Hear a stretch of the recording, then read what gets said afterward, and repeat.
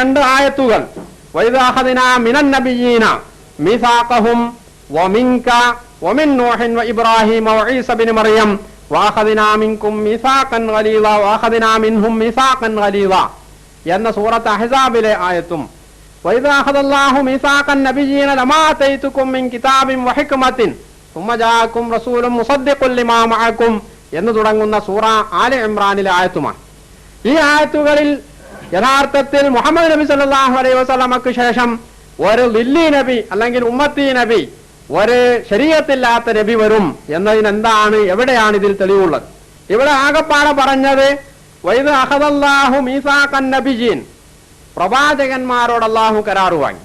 വഇദ് അഖദ്നാ മിനൻ നബിയ്യീന മീസാഖഹും, പ്രവാചകന്മാരിൽ നിന്ന് അല്ലാഹു കരാർ വാങ്ങി. രണ്ടായിരുന്നാലും അല്ലാഹു പ്രവാചകന്മാരോട് കരാർ വാങ്ങി എന്നതാണ്. ഈ ആയത്ത് ഖുർആൻ യുഫസ്സിറു ബഅ്ളുഹു ബഅ്ളൻ, ഖുർആൻ ഒന്നിനെ വിശദീകരിക്കുന്നു എന്ന തത്വമനുസരിച്ച് ഇത് ഒന്നിന്റെ വിശദീകരണമാണെന്ന് സമ്മതിച്ചാൽ പോലും ഇപ്പറഞ്ഞ വാദത്തിന് യഥാർത്ഥത്തിൽ ഇതിൽ തെളിവില്ല എന്ന് കാണാം. ഇവിടെ പറഞ്ഞിട്ടുള്ളത് വഅഖദ്നാ മിൻകും മീസാഖൻ ഗലീള, സൂറത്ത് മിൻഹും മീസാഖൻ ഗലീള, സൂറ അഹ്സാബിൽ ഈ പ്രവാചകന്മാരിൽ നിന്ന് നാം ബലിഷ്ഠമായ കടുത്ത കരാർ വാങ്ങി എന്നാണ്. എന്തിനാണ് ഈ കരാർ വാങ്ങിയിട്ടുള്ളത്? ലിയസ്അല സ്സാദിഖീന അൻ സിദ്ഖിഹിം, ഈ കരാറിൽ ആരാണ് സത്യസന്ധത പുലർത്തിയിട്ടുള്ളത് എന്ന് ചോദിക്കാൻ വേണ്ടിയാണ്. അപ്പോൾ ഈ കരാർ നിങ്ങൾ പാലിച്ചിട്ടുണ്ടോ അല്ലേ എന്നത് പ്രവാചകന്മാരോട് ചോദിക്കാൻ വേണ്ടിയാണ്. അല്ലെങ്കിൽ ഈ പ്രവാചകന്മാരെ മറ്റുള്ളവർ അംഗീകരിച്ചിട്ടുണ്ടോ എന്ന് ആ ആളുകളോട്, അതായത് പ്രബോധിത സമൂഹത്തോട് ചോദിക്കാൻ വേണ്ടിയാണ് എന്നും പറയാം. പക്ഷേ കൂടുതൽ ഇതിന്റെ സാരം പ്രവാചകന്മാരിലേക്ക് തന്നെയാണ് പോകുന്നത്.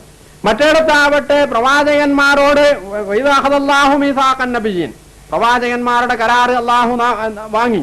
ലമാ, എന്താണ് അവിടെ കരാർ വാങ്ങിയത്?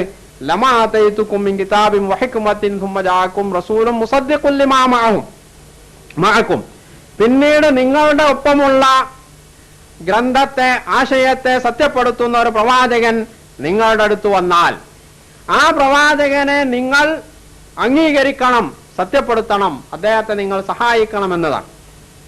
ഇവിടെ മുഹമ്മദ് നബി സല്ലല്ലാഹു അലൈഹി വസല്ലമക്ക് ശേഷം ഒരു പ്രവാചകൻ വരും എന്നതിന് ഈ ആയത്തിൽ ഒരു തെളിവുമില്ല. ഏറ്റവും നന്നെ കവിഞ്ഞാൽ പറയാവുന്നതിൽ രണ്ടിനും തെളിവില്ല എന്നാണ്. മുഹമ്മദ് നബി സല്ലല്ലാഹു അലൈഹി വസല്ലമയോടുകൂടി പ്രവാചകത്വം അവസാനിച്ചു എന്നതിനോ നബി സല്ലല്ലാഹു അലൈഹി വസല്ലമക്ക് ശേഷം ഇനിയും പ്രവാചകൻ വരാമെന്നതിനോ രണ്ടിനും ഇതിൽ തെളിവില്ല എന്നാണ് പറയാൻ കഴിയുക. ഇതിനുള്ള തെളിവ് പ്രവാചകന്മാരോട് കരാർ വാങ്ങിയിട്ടുണ്ട്, ആ പ്രവാചകന്മാർ തങ്ങളുടെ ദൗത്യം നിർവഹിക്കേണ്ടതുണ്ട് എന്നത് മാത്രമാണ്. ഇവിടെ മുഹമ്മദ് നബി സല്ലല്ലാഹു അലൈഹി വസല്ലമക്ക് ശേഷമുള്ള പ്രവാചകത്വത്തെ സംബന്ധിച്ച ഒരു പരാമർശവും ഈ ആയത്തിൽ എവിടെയുമില്ല.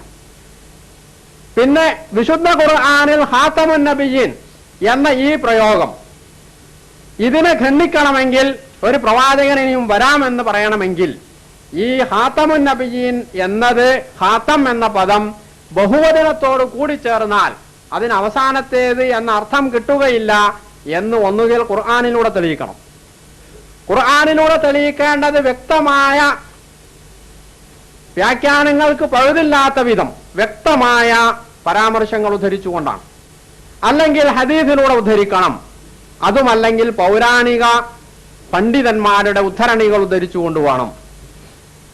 ഇതല്ലാത്ത കാലത്തോളം ഞങ്ങളങ്ങനെ മനസ്സിലാക്കുന്നു, ഞങ്ങളങ്ങനെ പറയുന്നു. ഇവിടെ പറഞ്ഞത് ഖാതം എന്നതിന് അവസാനത്തേത് എന്നല്ല എന്നത് സാങ്കേതിക ആലങ്കാരികമായ അർത്ഥമായിട്ടാണ് ഞങ്ങൾ അഹമ്മദികൾ മനസ്സിലാക്കുന്നത് എന്നാണ്, അല്ലെങ്കിൽ പറയുന്നത് എന്നാണ്. ഇത് ഒരു പദപ്രയോഗത്തിന്റെ കാര്യത്തിലുള്ള തെളിവ് അല്ല. കേവലമായ ഒരു പദപ്രയോഗത്തിന്റെ കാര്യത്തിൽ പോലും ഇത് തെളിവല്ല. പിന്നെ വളരെ അടിസ്ഥാനപരമായ ഒരു കാര്യത്തെ സംബന്ധിച്ചിടത്തോളം ഇതെങ്ങനെയാണ് തെളിവാവുക? അപ്പോൾ അത് ആദ്യം ശ്രവണത്തിൽ തന്നെ, പ്രഥമ ശ്രവണത്തിൽ തന്നെ തള്ളപ്പെടുന്ന ഒരു വാദഗതിയാണ്. മറ്റൊന്നുള്ളത് ഖാതം എന്നതിന്റെ ഭാഷാർത്ഥ മുദ്ര എന്നാണ്. മുദ്ര എന്നത്, ഖാതം എന്ന പദത്തിന് മുദ്ര എന്ന അർത്ഥമില്ല എന്നിവിടെ വാദമില്ല, അങ്ങനെ അർത്ഥമുണ്ട്.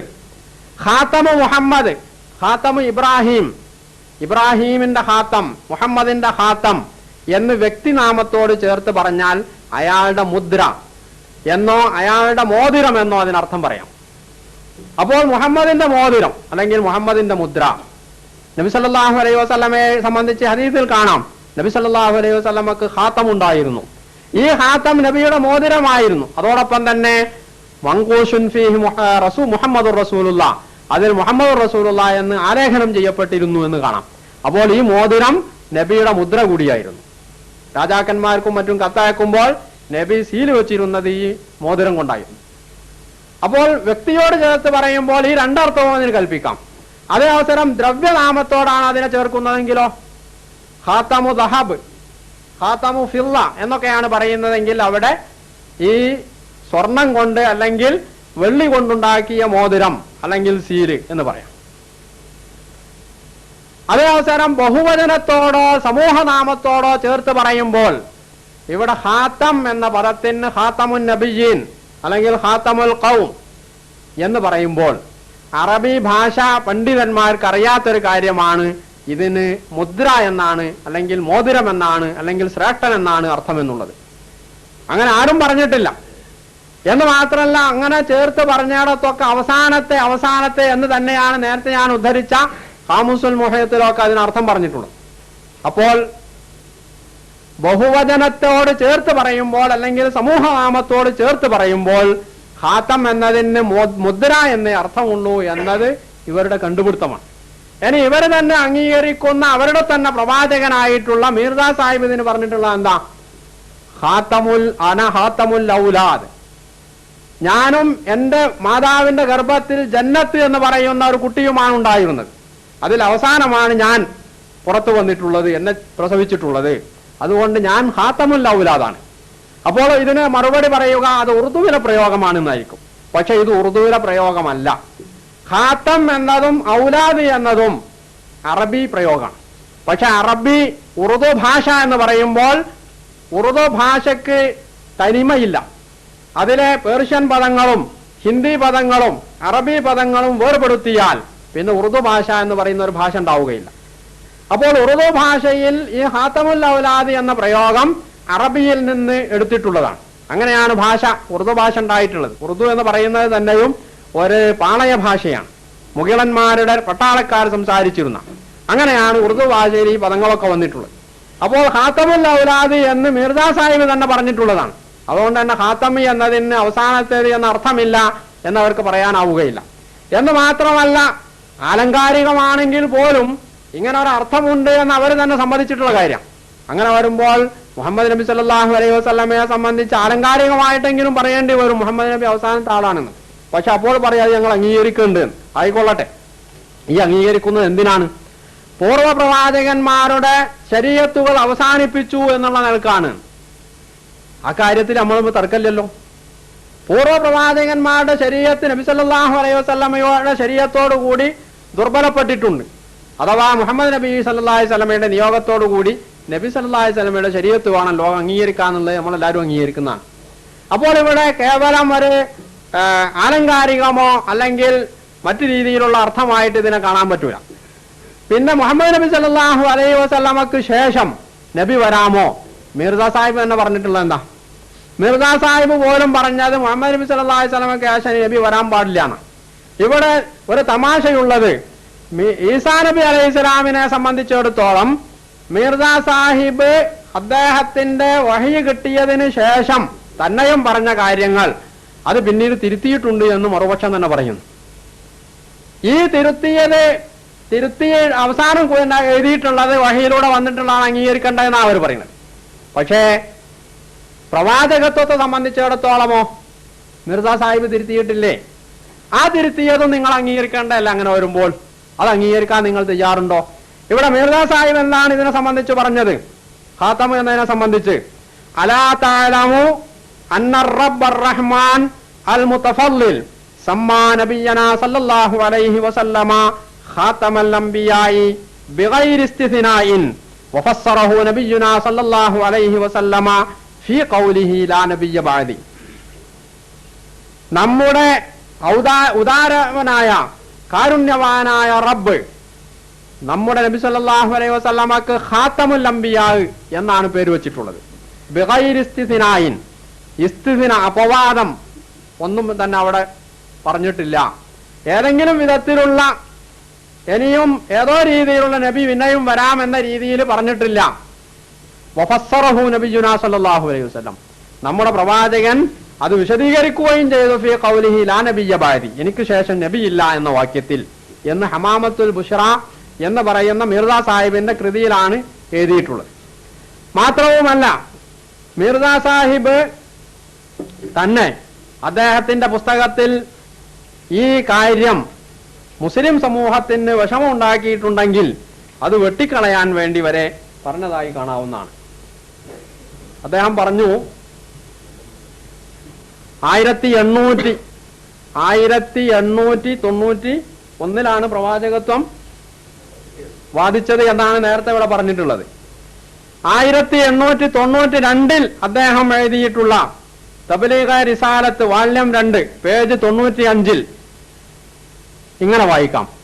ഈ വിനീതൻ രചിച്ച ഫതുഹുൽ ഇസ്ലാം, തൗളീഹ മറാം, ഇസാലെ ഔഹാം എന്നീ കൃതികളിൽ മുഹദ്ദസ് ഒരർത്ഥത്തിൽ നബിയാണെന്നും മുഹദ്ദസിയ്യത്ത് ഭാഗിക അനുഭവത്താണെന്നും മറ്റും എഴുതിയത് യഥാർത്ഥ അർത്ഥത്തിലായിരുന്നില്ല. ഒന്നുകൂടി കേൾക്കുക. ഈ വിനീതൻ രചിച്ച ഫതുഹുൽ ഇസ്ലാം, തൗളീഹ മറാം, ഇസാലെ ഔഹാം എന്നീ കൃതികളിൽ മുഹദ്ദസ് ഒരർത്ഥത്തിൽ നബിയാണെന്നും മുഹദ്ദസിയ്യത്ത് ഭാഗിക അനുഭവത്താണെന്നും മറ്റും എഴുതിയത് യഥാർത്ഥ അർത്ഥത്തിലായിരുന്നില്ല. എന്റെ സ്വതസിദ്ധ ശൈലിയിൽ എഴുതിയെന്നേ ഉള്ളൂ. മനസാ വാച ഞാൻ നുബുവത്ത് വാദിച്ചിട്ടില്ല. മുഹമ്മദ് സല്ലല്ലാഹു അലൈഹി വസല്ലം ഖാതമുൽ അംബിയ ആണെന്ന് ഞാൻ വിശ്വസിക്കുന്നു. ഇസാലെ ഔഹാം 137 പേജിൽ ഇക്കാര്യം രേഖപ്പെടുത്തിയിട്ടുണ്ട്. മുസ്ലിം സഹോദരങ്ങൾക്ക് എന്റെ പദപ്രയോഗത്തിൽ അതൃപ്തിയുണ്ടെങ്കിൽ നബി, റസൂൽ മുതലായ പദങ്ങൾ വെട്ടിക്കളഞ്ഞതായി മനസ്സിലാക്കണമെന്നും പകരം മുഹദ്ദസ് എന്ന് ചേർക്കണമെന്നും ഞാൻ അഭ്യർത്ഥിക്കുന്നു. മുസ്ലിങ്ങളിൽ ഭിന്നിപ്പുണ്ടാക്കാൻ ഞാൻ ആഗ്രഹിക്കുന്നില്ല. ഞാൻ നബി എന്ന് ഉപയോഗിച്ചപ്പോൾ തന്നെ എന്റെ മനസ്സിൽ മുഹദ്ദസ് ആയിരുന്നു ഉണ്ടായിരുന്നത്. മുസ്ലിങ്ങൾക്ക് ആശ്വാസത്തിനായി ആ പദങ്ങൾ വെട്ടിക്കളഞ്ഞ് മുഹദ്ദസ് എന്ന് മനസ്സിലാക്കുക. അപ്പോൾ മിർസ സാഹിബിന് പ്രവാചകത്വം കിട്ടി എന്ന് ഇവർ തന്നെ സമ്മതിക്കുന്ന 1891 ശേഷം 92 അദ്ദേഹം ഇത് എഴുതിയിട്ടുള്ളത്. എന്താണ് ഈ മുഹദ്ദസ് എന്ന് പറഞ്ഞാൽ? മുഹദ്ദസ് എന്നും മുൽഹം എന്നും പറയും. ഇൽഹാം കിട്ടുന്ന ആള് എന്നാണ് ഇതിന്റെ അർത്ഥം. ഇൽഹാം എന്ന് പറഞ്ഞാൽ ഒരു സത്യവിശ്വാസിയെ സംബന്ധിച്ചിടത്തോളം അയാളുടെ മാനസിക സംതൃപ്തിക്ക് വേണ്ടി അള്ളാഹു അയാളുടെ മനസ്സിൽ ഇട്ടുകൊടുക്കുന്ന ചില തോന്നിച്ചകൾക്കാണ് ഇൽഹാം എന്ന് പറയാം. ഇതിന്റെ കാര്യത്തിൽ നമ്മൾക്കൊരു അഭിപ്രായ വ്യത്യാസമില്ല. ഖാദിയാനികളുമായി നമ്മളുമായിട്ട് ഒരു അഭിപ്രായ വ്യത്യാസമില്ല കാര്യത്തിൽ. എനിക്ക് ചില ഇൽഹാമുകൾ ഉണ്ടായിട്ടുണ്ട്. സ്വപ്ന ദർശനവും ഉണ്ടായിട്ടുണ്ട്. ഉദാഹരണങ്ങൾ വേണമെങ്കിൽ ഞാൻ പറഞ്ഞുതരാം ആവശ്യപ്പെടുകയാണെങ്കിൽ. ഇത് നിങ്ങൾക്കൊക്കെ ഉണ്ടാകാവുന്നതാണ്. അപ്പോൾ ഈ കാര്യത്തിൽ നമ്മൾക്ക് അഭിപ്രായ വ്യത്യാസമല്ല. ഇതല്ല ഇവിടെ പറയുന്ന നുബുവത്ത് എന്ന് പറയുന്നത്. അതോടൊപ്പം തന്നെ ഇവർ പറയുന്ന മറ്റൊരു കാര്യമുണ്ട്. ശരീഅത്തില്ലാത്ത നബി. യഥാർത്ഥത്തിൽ ഇത് സൂഫികളുടെ ഒരു പ്രയോഗമാണ്. ഇത് ഇവർ തെറ്റായി ധരിക്കുകയോ തെറ്റായി ഉപയോഗിക്കുകയാണ് ചെയ്തിട്ടുള്ളത്. എന്നാൽ ഇതേ സൂഫികൾ തന്നെ അർത്ഥശങ്കക്കിടമില്ലാത്ത പറഞ്ഞിട്ടുള്ള ഒരു കാര്യം, ഇൽഹാമിന് ഞങ്ങൾ പലപ്പോഴും ഞങ്ങളുടെ പ്രയോഗത്തിൽ നുബുവത്ത് ബിലാശരിയായെന്നും നബിയും ബിലാശരിയായെന്നും വഹയും ബിലാശരിയായെന്നും ഒക്കെ പറയാറുണ്ട്. ഇത് ഇൽഹാമിനെ സംബന്ധിച്ചാണ്, ഔലിയാക്കൾക്കുണ്ടാവുന്ന ഇൽഹാമിനെ സംബന്ധിച്ച്. ഈ ഇൽഹാം അല്ല യഥാർത്ഥത്തിൽ പ്രവാചകൻ ഉണ്ടാവുന്ന നുബുവത്ത് വഹയ്. ഇത് മുഹമ്മദ് നബി സല്ലല്ലാഹു അലൈഹി വസല്ലമയോടുകൂടി അവസാനിച്ചു കഴിഞ്ഞിട്ടുണ്ട് എന്നത് പ്രസിദ്ധ സൂഫി വര്യനായിരുന്ന ഇബ്നുൽ അറബി അദ്ദേഹത്തിന്റെ ഫുതുഹാത്തുൽ മക്കിയ്യയിൽ രേഖപ്പെടുത്തിയിട്ടുള്ള കാര്യമാണ്. ജവാഖീത്ത് ജവാഹിറില് അത് എടുത്തുദ്ധരിച്ചിട്ടുണ്ട്. അപ്പോൾ പൂർവകാല സൂഫി ചിന്തകന്മാർ പറഞ്ഞിട്ടുള്ള ഈ പ്രയോഗം എടുത്തുകൊണ്ടാണ് പലപ്പോഴും ഇവർ മുസ്ലിം സമൂഹത്തെ അല്ലെങ്കിൽ വിവരമില്ലാത്ത സാധാരണക്കാരെ അപകടത്തിൽപ്പെടുത്താറുള്ളത്. അപ്പോൾ സമയം കഴിഞ്ഞോ? എത്രയുണ്ട്? അപ്പോൾ ഈ വാദഗതി, അതായത് മുഹമ്മദ് നബി സല്ലല്ലാഹു അലൈഹി വസല്ലമക്ക് ശേഷം ഇനിയും പ്രവാചക നിയോഗം ഉണ്ടാവാം എന്ന വാദഗതി അത് തനി കുഫറാണ് എന്ന് നാം മനസ്സിലാക്കേണ്ടതുണ്ട്. മുഹമ്മദ് നബി സല്ലല്ലാഹു അലൈഹി വസല്ലമയുടെ കാലശേഷം അബൂബക്കർ റളിയല്ലാഹു അൻഹുവിന്റെ ഖിലാഫത്ത് ഘട്ടത്തിൽ മുസൈലിമയുടെ കാര്യം നമ്മൾക്ക് മാറ്റി നിർത്താം. കാരണം അയാളെ നബി സല്ലല്ലാഹു അലൈഹി വസല്ലമ തന്നെ കദ്ദാബ് എന്ന് വിശേഷിപ്പിച്ചതുകൊണ്ട്. തുലൈഹ, അസ്വദ്, സജ്ജായ് തുടങ്ങി 3 പേര് പിന്നീടാണ് പ്രവാചകത്വം വാദിച്ചു വന്നത്. അതിൽ തുലൈഹയുടെയും സജ്ജായിന്റെയും കാര്യത്തിൽ അഭിപ്രായ വ്യത്യാസമല്ല. അസ്വദിന്റെ കാര്യത്തിൽ മാത്രമാണ് അയാൾ നബിയുടെ കാലത്ത് തന്നെ വാദിച്ചിട്ടുണ്ടോ ഇല്ല എന്നുള്ള അഭിപ്രായ വ്യത്യാസമുള്ളത്. ഏതായാലും